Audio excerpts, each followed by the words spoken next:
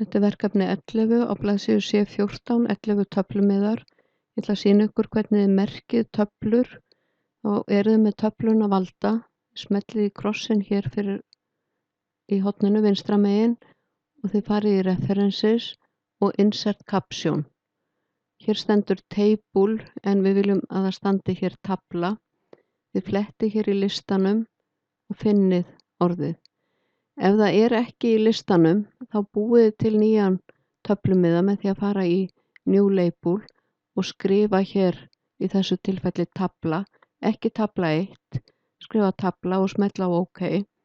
Ég þarf ekki að gera það því þetta er til staðar í listanum hjá mér, þannig að ég segi bara OK og ég ýti hér á tvípunkt og 1 orðabil og skrifa textan.